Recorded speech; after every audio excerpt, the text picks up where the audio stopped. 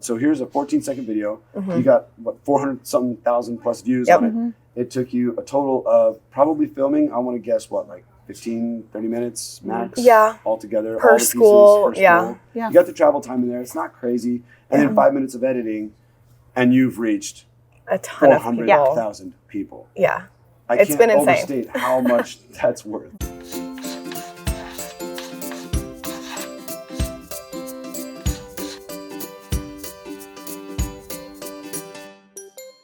Kayla Noel, thank you so much for joining me here this morning. We are at the California Public Relations Conference for School Communicators here in CalSPRA in the beautiful capital of California in Sacramento. It's the conference hotel, so you'll see a lot of traffic behind us. You'll see things happening. You might hear other voices talking. Just stick with us because what we're talking about today is really cool and relevant. Thank you so much for being here. Like I said, I know you're really busy. I know we've got a lot of professional development ahead of us today, and you two are teaching a session today on social media that I was really excited to attend myself. So before we jump into that, if you wouldn't mind, just take a moment, tell us a little bit about yourself, your background, and a little bit about your district. Perfect. Yeah, well, thank you for having us. Yeah. I'm Kayla Holmes. I'm the Public Information Coordinator at the Huntington Beach Union High School District. I've been in this role almost 3 years. We're coming up on about 4 years being in school PR. We do a lot of stuff with photography and social media, and it's just such a fun topic to talk about and something that we love to do on the day-to-day. It's awesome. Yeah. I'm Noelle Adamson. Hi. I've been at the district for about 2.5 years doing school PR. We love what we do. Like Kayla said, it's just really enjoyable. We love the connections we make, and it's been just awesome. Yeah, it is fun, and you are doing a lot of really great work on social media, and it's the analytics bear it out. I mean, we've talked a little bit about some of the statistics behind some of your posts that you've had do really, really well, and that's just a testament to the great job that you all are doing, which is why I really wanted to talk to you about this. So let's talk a little bit about your presentation today. Kind of tell me the backstory on why you felt this would be a good topic to share with fellow communicators. Yeah, well, we feel like social media is so prevalent. Since we are a high school district, we're focusing on high school students, and where else better to connect with them than on social media, on Instagram. And just making those relationships with them helps kind of curate those things that we do put out on social media. And it's things that they're already doing on their own that we get to kind of spin in a fun way for education.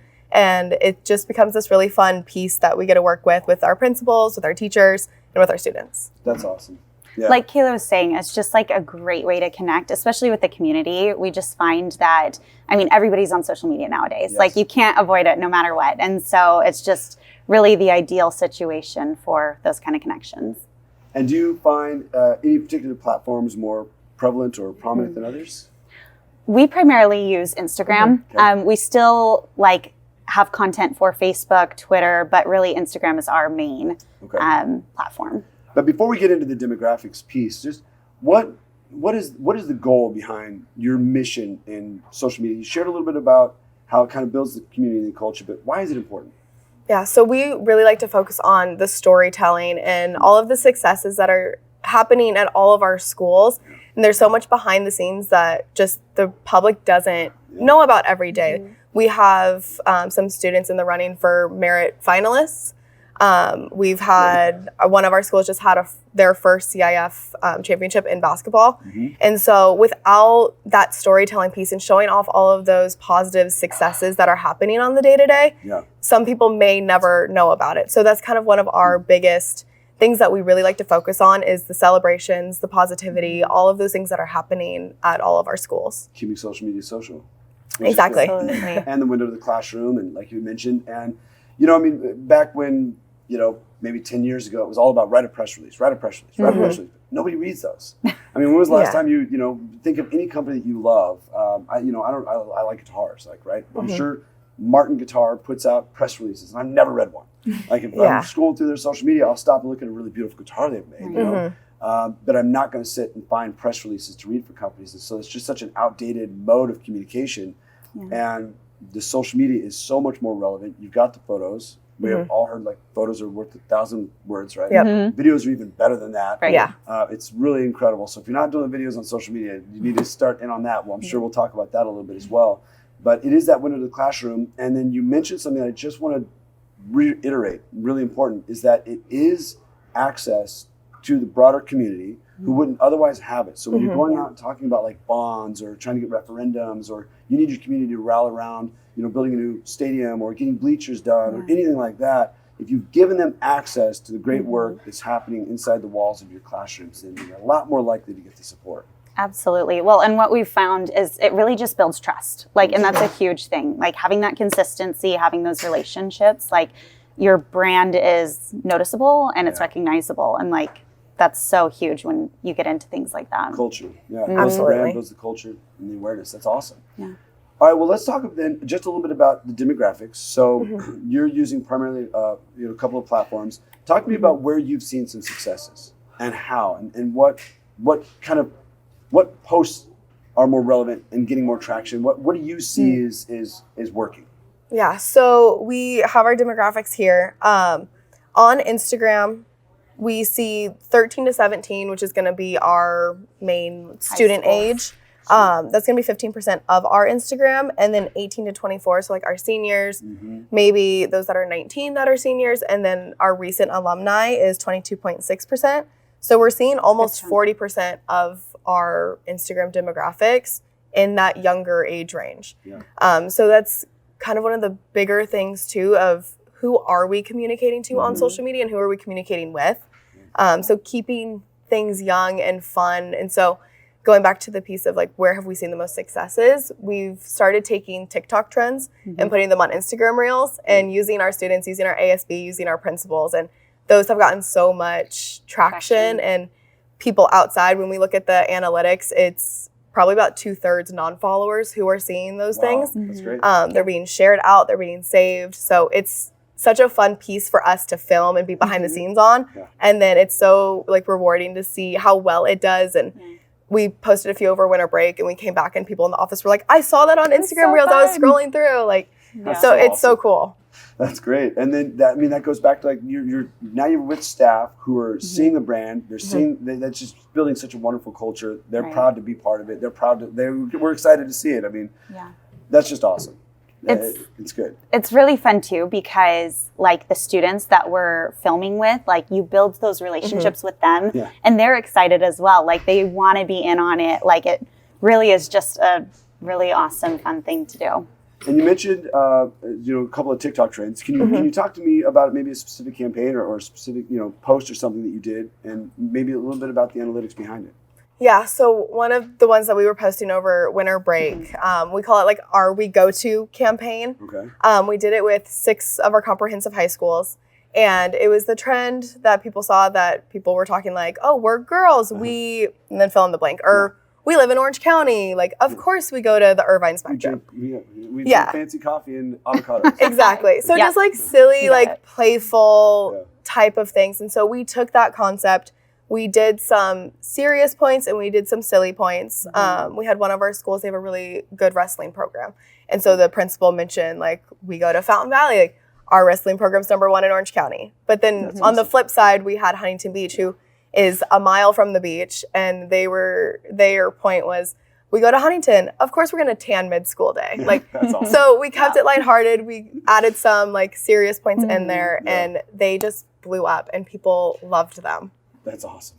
It was crazy. On our most viewed video, we had over 400,000 views, and collectively between our 6 comprehensive schools, we have over 700, right? It's close to between 700 and 800. 800. Absolutely. So it's gone great, and it's been so fun. And like Kayla was saying, just the reach has been incredible to see people in the community, in the district, in the classrooms, come forward and be I saw that, even people in the Orange County area that we work with outside of our district. Yeah. And then seeing those students who were in those videos share it on their own stories. So fun. I get so excited because we've made those relationships and you recognize their names on Instagram and you're they're sharing it out too. So cool. It's so cool. Yeah, that's fun. And I got to see that. It was really awesome. It's super cute. And I want to ask you then a little bit about equipment. So you two are doing the filming, right? Are you also doing the editing and putting everything together? Yep. Okay, talk to me a little bit about that process. And I'll link in the description to the video that we're talking about right now. A couple of those. It's really cute.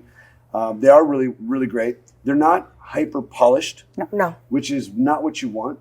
So for this kind of a trend, if it's hyper polished, it's going to look like a commercial or an advertisement. Yeah. You all nailed it, did really well. So talk to me a little bit about the equipment, maybe a little bit of how you filmed it, and then a little bit about the editing process there. Yeah, so we really just like, when we find a trend on TikTok, like we really just try to follow it as closely as possible. And when people are on TikTok, they're using their phones for filming. And when we post on Reels, we're using our phones. So it's really, the equipment is super simple. It's just our phones, and we're just connecting with the students, directing them like, hey, you're going to cross the screen, you know, and we're going to move with you. And it's editing, we just kind of splice it together. That's awesome. Yeah, and depending on the video and the trend, we'll either make it directly in TikTok if the sound is there, and then we'll download it. Yep, make it directly in Reels. Or we've had some where we've used CapCut for the templates, or we'll put it into Canva and kind of template it out that way if we overlay can't the find. music. If That's we, great. Yep. Yeah, really good tips. So Canva, CapCut, cell phone. What are you doing for like microphones? So we do have Rode microphones. We've only used it on kind of more of a long format video. Okay. It is something to think about in the future for certain things, because we've always been like, hey, like it's quieter over here, like let's go this place. Yeah. For the most part, the iPhone picks it up Yeah. fairly That's well. right. But when we've done those longer, more like professional style videos, we've clipped on a mic that clips into our camera. Okay, good. Well, so basic equipment. So really what I wanted to get out to the audience on that is you don't have to have a fancy DSLR. Nope. You don't have to have video camera, not anything that's super hyper wonderful equipment. You can do it with a phone. And what I have found talking to districts across the country are those are the videos that always outperform the ones that are more polished, or you think you have to have the fancy equipment for. Those ones that are just, they look organic, they look authentic, they look real. That's what's going to get reshared time and time again. Right. So don't be afraid to jump in. And the editing component. So let's say, for example, how long was one of those videos? The final cut, 13, 14 seconds? 13, 14 pretty short. seconds.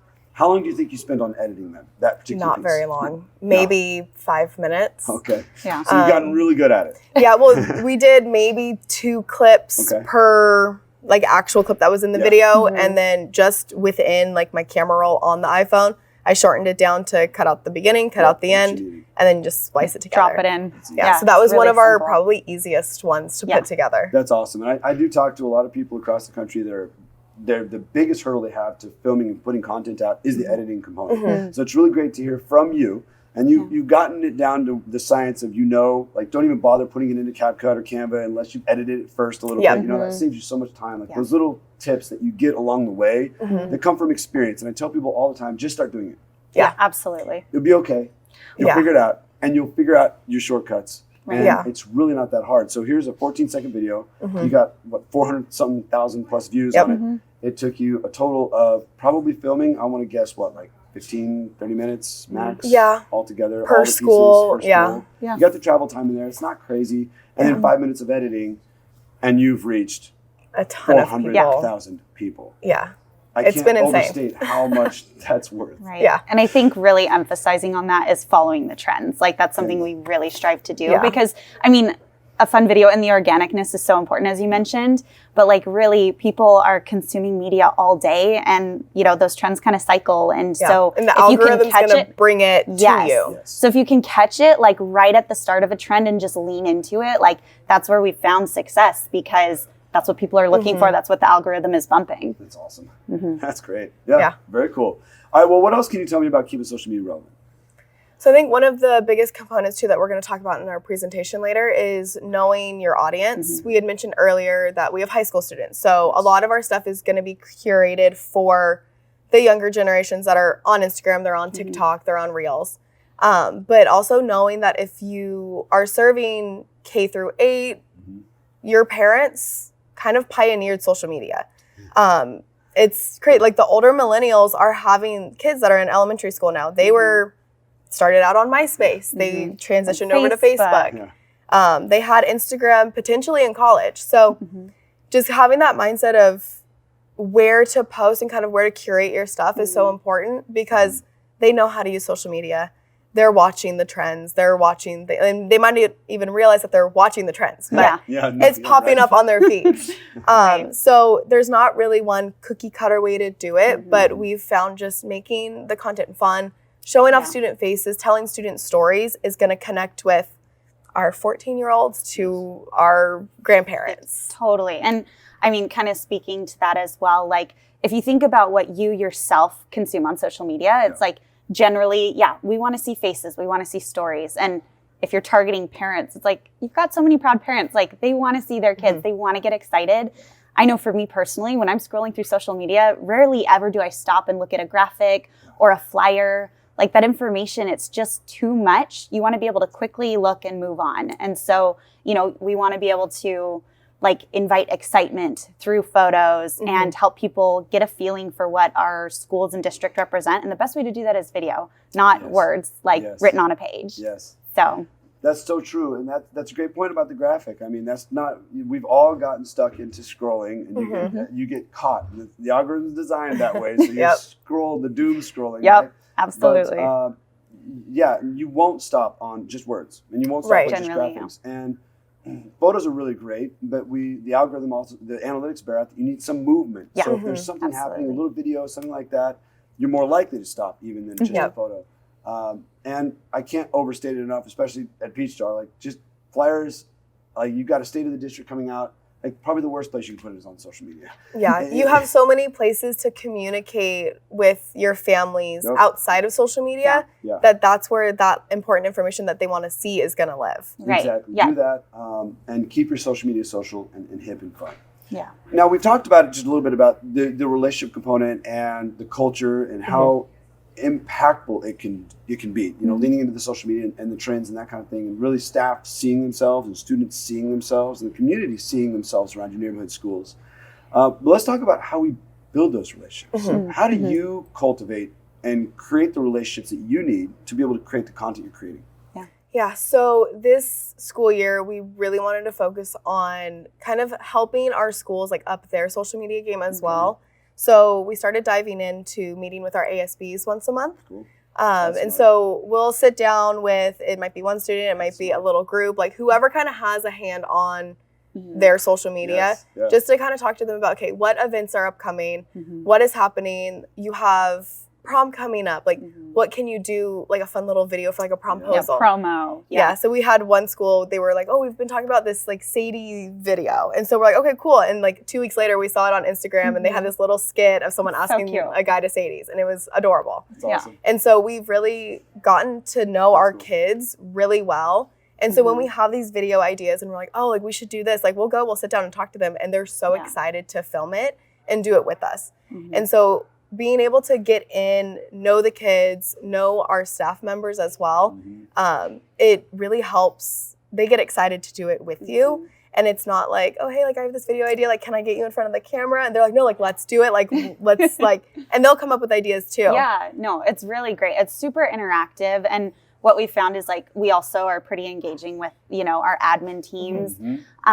But it gives us insight into what's going on at the schools as well. So we can attend events, so we can cover things additionally. So it's really just been this great experience to help us all up our social media game. And I mean, we, in the past, year and a half, we've grown our social media by like 50%, our Instagram specifically. That's awesome. Yeah, it's been great. And so what we've learned and what we're still learning, we're able to help pass along. And yeah, like Kayla said, just help them up their social media game. So our schools are getting more like publicity and viewership. And so. Because we always talk about like when you're going to a new restaurant or you're like trying to check out a new place, like you're going to go to Instagram, you're going to go to Yelp. You want to see the photos. Photos. And so people are shopping for school so much these days. So being able to show like the hype that's happening at the football game in the student section is going to make some kid go like, I want to go there. Like that place looks cool. Absolutely. And so it's one of our things is just like, let's show off all of those awesome things that are happening, whether it's athletics or we have really good STEM programs, arts programs, just kind of every little bit that makes that high school experience and just show off all the positivity with the help of our students and our staff. That's awesome. What a good tip. Yeah. So student bodies, you know, your student groups that are on campuses, meeting with them, meeting with the ASB directors. That's really, really good information. and a really good tip, because that does build all of that, and that's your audience. What do you do then to keep it kind of equitable between the school sites? Do you track what schools you're filming at? How are you doing that? Because I know, some principals and some ASB directors, right? They're the ones that are always at you, that are always giving you the good stuff. Always, hey, what about this? What about this? What about this? And some are just so immersed in their day-to-day work that they kind of go quiet. So how do you keep it equitable between your sites? Yeah. So I have a big focus on the athletics. It's such an easy way to get out and get to school sites because their schedules are listed right there. Yeah. Yep. So that kind of helps spread things out throughout each semester. But we will even go on Instagram and we're like, okay, like we have a couple of this school, we have one of here. Who haven't we gotten in a while? Yeah. It just kind of works out that it works. And there's always something going on at a school. And so it's like, we're like, oh shoot, like we try to pre-plan, but if we're scrolling through our feed and we're like, it's been a while since we've covered this school, we'll like pull up their calendar. We'll see like, what can we go to? How can we better like amp up, you know, their presence on our feed? That's great. Yeah, that's one question I get a lot. And then planning content, which you kind of just covered now, going through the scheduling. I kept a Google Doc with all my schools on there. And then every time I went to a school, I just put the date. And it just showed me a date. And so at the end of the year, I was able to see the trends on what schools I did go to. And it was kind of terrifying at the end of the first year that I did that, because I realized there was like 4 or 5 schools that I was only out like 4 or 5 times that year. And then there was other schools that were just really good at getting me out. I'm out there 20 times that year. Like, and you spread that out a little bit more. You know? Right. So there's definitely the programs that will be like, oh, we're doing this. We have one culinary teacher that is amazing. All the time. And she's always telling us when And they you get have. to eat the food? Yes. Yeah, that's the best part of it. It makes it better. So they did like loaded fries off. They did chili cook off. They did mac and cheese. And so she's like, come on out. And the first time I went, she's like, wait, here's the paper. And I was like, oh, I'm tasting too. Oh, yeah. And so it's so fun. Right. And so the best. she'll invite us out a ton, but we work really closely also with our CTE. We have 2 people in the CTE department. Good. And so we're always like, okay, where are you going this week to check out? Like, let's go together. Yeah. And so it gets their face out there with the teachers when they need help and the resources. And then it gets them to also get to know us a little bit better. Absolutely. And even if it's a project that they're like, oh, this isn't that great, it's amazing. It ends up being great. Yeah, like we you just popped need a few into good sports photos. medicine, and she was doing a lesson on joints. So she She's had like, it's all just these joints. things. It's not a big deal. Exactly. Okay. You're like, So it's she had all of amazing. these little pieces, and she's Right. showing them off to the class, and I'm snapping the photos. I'm like, this is exactly what we need. right. Like, Insane. Yeah. it's not this It's so big good. science experiment, No. but it's real life what's happening with our kids, and they're learning these awesome things that they end up shadowing her on during like the sidelines of football or during basketball, and it's really cool. No, it is. And what's cool is like when we posted that post specifically, like we got a few comments like I had like this was alumni or parents. They're like, I had no idea. Like I want my kid to take this class. Like, and it was just so cool. Yep. Going back real fast to what you said about like making sure like different schools are reached, and you know sometimes you get out to more school sites than another. Something that's been really cool on the relationship side, with us, is collaborations. Like because when we go out to events, we'll collaborate with the schools, with their ASB, with the actual school site. Yes. And the program, And if they have exactly an like Instagram. if it's an athletic program or culinary, but in turn, because we've like created that trust and that relationship, they'll collaborate with us. So if we're not able to get out to events, they're actively like, hey, be a collaborator on this with us. They'll tag us and stuff. So we're getting content without even having to go out and do anything. Yeah, that's you know, good. which obviously we love going out. That's the ideal, but you can't be everywhere at once. Yeah. Yeah, lean into the resources you have and the access to the individuals that are doing that. And some of us are really lucky. Sometimes there is that phenomenal science teacher or that great bus driver that's creating content out there that you can reshare, which is really cool. All right, well, this has been really awesome, Kayla Noel, talking to you about this and just kind of maintaining the hype on social media and leaning into the trends and the different things that are happening. And it's been really great to hear some of your strategies. I know for me, one of them was I actually wasn't meeting with the ASB and the student bodies on a regular basis. That's a really solid gold nugget right there. That gets you in the mix, that gets you in the know, and then those kids have the pulse of what's going on out there on the campus and what's going on out there in social media in the world. So what a wonderful group to lean into. And if you're not doing that, that's what I'm leaving here with. But if you had to share 3 or 4 tips with everybody, what would they be? Yeah, so I say the first one, create and maintain those relationships. Those people are going to be your key players when you're trying to get content and you need someone to film with. The second point is know who you're communicating to. Who is your audience on social media? that's going to help you kind of curate that content in that way. Yeah, That's great. I'd say another one is really just following those trends, like being mindful of what are you consuming on social media, what's popular right now, and leaning into that, because that's what people want to see. And the fourth thing that we love is just keep it fun, keep it lighthearted. It doesn't have to be so serious. People want to feel happy. People want positive emotions. And when you keep it fun and even a little silly, it's relatable. And so that's something we really try to do and enjoy. That's awesome. Well, that's really wonderful.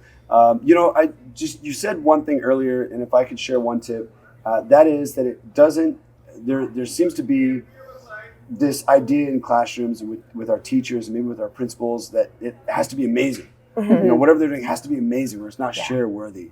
And it could be the littlest thing. So if I could share a tip, it is try to break through that perception of what I'm doing is not cool enough, or what I'm doing is not amazing enough. It doesn't have to be an explosion in the classroom of smoke or something like that. Sometimes it's the littlest things. Like you were filming a lesson, in the medical, like kind of with the joints and things like that.